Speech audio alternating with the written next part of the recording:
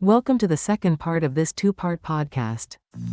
The Patterson Foundation strengthens people, organizations, and communities by focusing on issues that address mutual aspirations, foster wide participation, and encourage learning and sharing.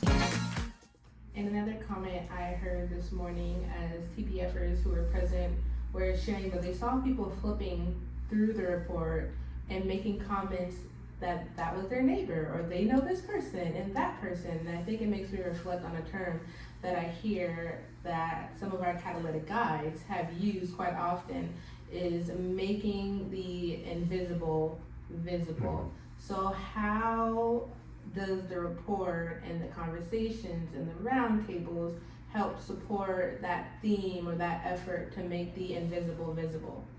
Yeah, so it's a phrase that the Institute coined, which actually is a tool people can use, but as a principle, which is really what you're tapping into, I think, there are all sorts of things in our lives, because we're living at a certain pace, we feel the stress of the moment, I think are down at times on the condition of the country, no matter who you vote for. That's what I hear when I travel the country. That we're not making enough progress on the things that we really care about and that people care about. And that the work that folks are doing is hard. It's really hard. And so in the midst of all of those forces that are acting upon us, we as human beings lose sight of what it is that we're even creating together, what progress we have made, what hope there has been that's been engendered.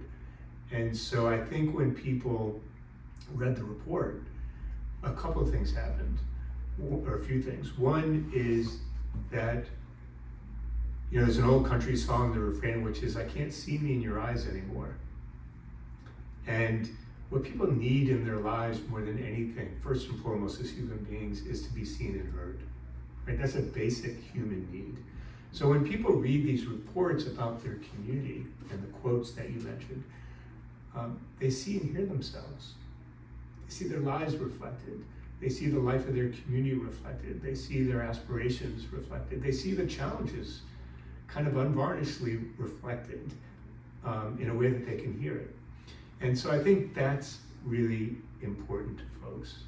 And I said this a moment ago, but the number of people who come up to us and thank us for doing this, not because we did anything special, but because it has meaning to them, is really important. Second, I think people see themselves because of the photos.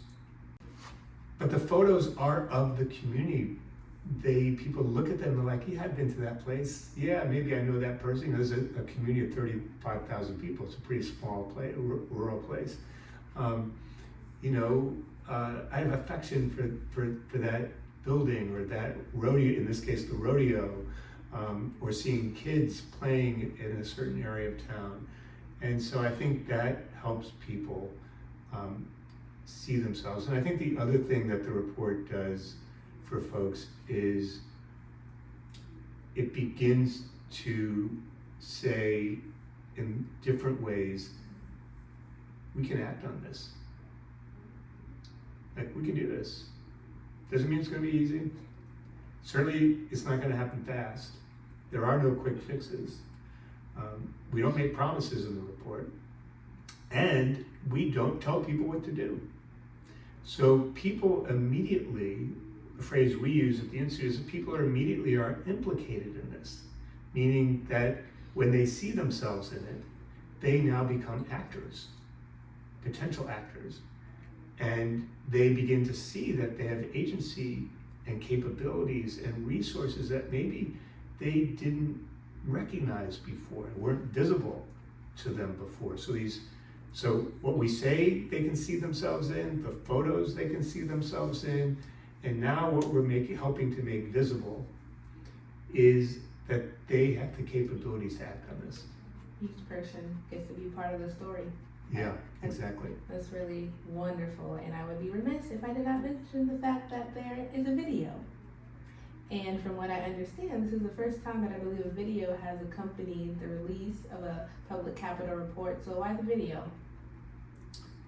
Well, this goes back to the partnership with the Patterson Foundation. Honestly, Deborah and I were on the phone one day, and she said, "Have you ever done a video on these reports?" We do videos later on in the initiatives, but she said, "Do you ever do videos on this when the report first comes out?" I said, "No, we've never done one." She said, "Well, can we do one in DeSoto County?" I said, "I don't see why not." And one of the things, I'm just going to plug the foundation for a moment. One of the things I love about working in partnership with the Patterson Foundation is that we come to this work together with a mindset of doing the work with rigor and discipline, and of continually thinking about how we can innovate together, how we can learn together, how we can figure out different approaches to doing this work. And I think that's going to bode really well for the work in DeSoto County. This video is one small signal, in a sense. It's another signal of saying, let's make visible what we're doing in a different format, so people can use it and people can see it and experience it. And so I'm really excited about the video, and I'm looking forward to seeing how people use it. Thank you for sharing that, and thank you for the Harwood Institute's willingness to try something new, just another way of what you said, of making the invisible visible. And I think I can attest to the pictures in the report and the pictures in the video really do reflect what I saw the few times that I visited DeSoto County. So thank you for your willingness to do that. But as we start to wrap up our conversation, I think a question that will definitely be on the minds of our audience is, since we just outlined the engagement that has been happening since January, what's next? What's next is, let's get going to the next phase. So in October 24th and 25th, we're going to hold a Getting Started Public Innovators Lab for 50 individuals from across DeSoto County who want to work together to be the initial catalyst to get this work moving. The whole idea here behind our work is we want to begin to catalyze and unleash a chain reaction of actions that start small and grow big over time. And that spread, that do two things. One, address things that matter to people in the community, and second, to strengthen the civic culture of the community at the same time. And there are ways to do that. We want that to spread like a positive contagion throughout the community. So in a place like Reading, Pennsylvania, where we've been working, we started with 50 people, much like we're going to start here. There are now hundreds and hundreds and hundreds of people involved in this work, and scores of organizations and groups.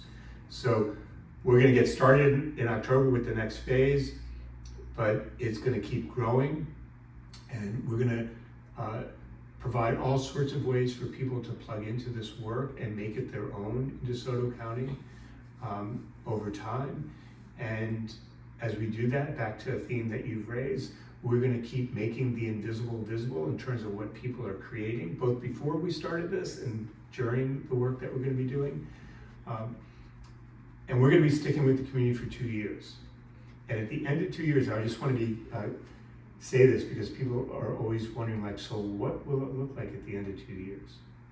And one is, what I can say is, we will have begun to address a series of concerns or aspirations that people have that matter to them, and strengthen the civic culture of the community, meaning that there will be more leaders who people trust, more organizations that are turned outward toward the community, more networks that are inclusive and are focused on learning and sharing ideas, stronger norms for how we interact in the community, a greater sense of shared purpose. Will it be where we want it? No. Will we have made clear down payments and created a different trajectory? Absolutely. And then people say, well, what happens after 2 years when you leave? And I say, what happens is that we transition out, you take full ownership of this initiative, and what I know from now doing this for 35 years, most of the change that gets created happens after we leave.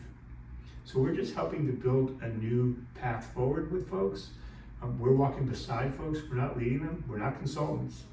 We're not consultants. And from the get-go, this is going to be community-led and community-driven. so that people really feel a sense of ownership, not just feel a sense of ownership, that they have a real ownership over this work. And what we found is if we can stick with the community for 2 years, folks are going to be ready to take this on their own. Thank you for outlining just some of the wonderful things that are in store for the wonderful people and organizations in DeSoto County. As we wrap up our conversation, what words of encouragement do you have for those who are optimistic and hopeful, those who still have reservations, those who are living in DeSoto County, doing the work in DeSoto County, those who do not live in DeSoto County but still wanting to help create a positive path forward? What words do you have for them? I'd start by saying that there are too many efforts that start in communities and fizzle out. There are too many false promises made to people. There are too many expectations set that there's somehow a quick fix for the challenges that we face in society. That somehow or another, if we just get enough money, we'll be able to solve all our problems. And so what I'd say first of all is that's not what this work's about. That we have to be honest that the progress that people want takes time. It takes time to build trust. It takes time to build and strengthen existing capacities. It takes time to pull people together to start to work together in fundamentally different ways. It takes a little time to produce results. It takes time to catalyze and unleash these chain reactions so that they grow and spread over time. It takes time for this work to jump to new areas in the community, which is one of the things that we're hoping to do. So what I would say to folks in terms of encouragement is let's level set with one another. Let's get real about what this work really is about. Let's make sure that we're really focused on people. Let's make sure that we're really focused on demonstrating that we're working in a different way. Let's make sure that we're actually committed to creating hope in people's lives, which means that their lives are starting to change. Let's make a commitment to one another that when we fall down, much like this community did when it got hit by Hurricane Ian, it got back up and it moved forward. Let's make the same commitment, not during times of disaster, but during ordinary times when we need to do this work. If we can make those commitments to one another, and if we can stay away from making these false promises and setting false expectations, we actually can create change. I've seen it in so many communities all across the country. It takes time, it takes effort, it takes energy. Sometimes it takes tears. It takes sweat. There's nothing, if it were easy, it would have been done by now. It would have been done by now. But it's not impossible to do. It's within our reach. And so we have to have enough courage and enough humility and enough vulnerability to step forward and engage with this work and engage with one another and to see and hear each other and to afford each other dignity and to really try to move our community forward for all of us, not just for some of us. Rich, thank you for joining me today and helping to provide insights on the partnership between the Patterson Foundation and the Harwood Institute, but specifically real ways in how we're working together to accelerate and catalyze community-led change in DeSoto. To learn more and stay tuned, we encourage you to scan the QR codes on the screen and really take some time to review the DeSoto County Coming Together report and video to continue to understand the work underway and all the possibilities that are in store.